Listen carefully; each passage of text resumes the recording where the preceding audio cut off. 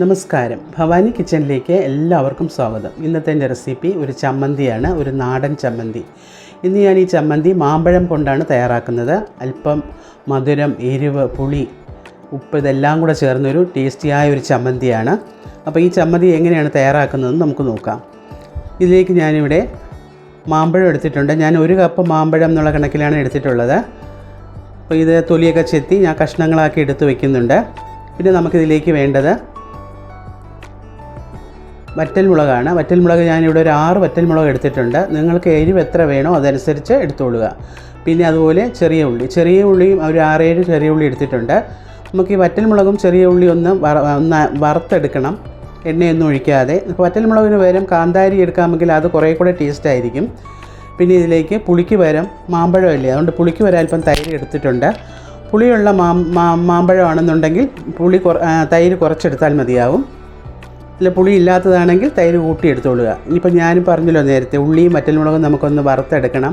നമ്മൾ ചുട്ടെടുക്കുന്നതിന് പകരമാണ് ഇങ്ങനെ എണ്ണയൊന്നും ഒഴിക്കാതെ ചീനച്ചട്ടിയിലൊന്ന് നല്ലവണ്ണം ഒന്ന് മൂപ്പിച്ചെടുക്കുന്നുണ്ട്. വറ്റൽമുളക് നല്ലവണ്ണം ഒന്ന് കറുത്ത് വരുന്ന ആ ഒരു പരുവം വരെ ഒന്ന് മൂപ്പിച്ചെടുത്തിട്ടുണ്ട് ഞാനിവിടെ.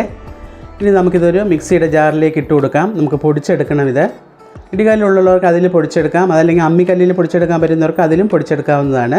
ഞാനിപ്പോൾ മിക്സിയുടെ ചെറിയ ജാറിൽ ആദ്യം മുളക് മാത്രം ഒന്ന് പൊടിച്ചെടുക്കുന്നുണ്ട്. ഇതുപോലെ ഒന്ന് എടുത്തിട്ട് അടുത്ത് നമുക്ക് ആ ഉള്ളി ഒന്ന് അരിഞ്ഞ് ചേർത്ത് കൊടുക്കാം. അപ്പോൾ പെട്ടെന്ന് അത് ചതഞ്ഞ് കിട്ടും. ഇതുപോലെ ഒന്ന് ആക്കി കിട്ടിയിട്ടുണ്ട്. ഇനി നമുക്ക് അവസാനമായിട്ട് അല്പം കറിവേപ്പിലയും കൂടെ ചേർത്ത് കൊടുക്കാം. കറിവേപ്പിലയും കൂടെ ചേർത്ത് 1-2 പ്രാവശ്യം ഒന്ന് കറക്കി ഞാൻ മാറ്റി വെച്ചിട്ടുണ്ട്. നമ്മുടെ മാമ്പഴം നല്ലവണ്ണം ഉടച്ച് വെച്ചിട്ടുണ്ട്. ഇതുപോലെ ഒന്ന് ഉടച്ചെടുത്തിട്ടുണ്ട്. പിന്നെ നമുക്ക് ആ മുളക് റെഡി ആയിട്ടുണ്ട്. മുളകും ഉള്ളിയും ആവശ്യത്തിന് ഉപ്പെടുത്ത് വെച്ചിട്ടുണ്ട്, തൈരും എടുത്തിട്ടുണ്ട്. ഇനി നമുക്കിതൊന്ന് മിക്സ് ചെയ്യണം. ആദ്യം നമുക്കിതിലേക്ക് ആവശ്യമായ ഉപ്പ് ചേർത്ത് കൊടുക്കാം.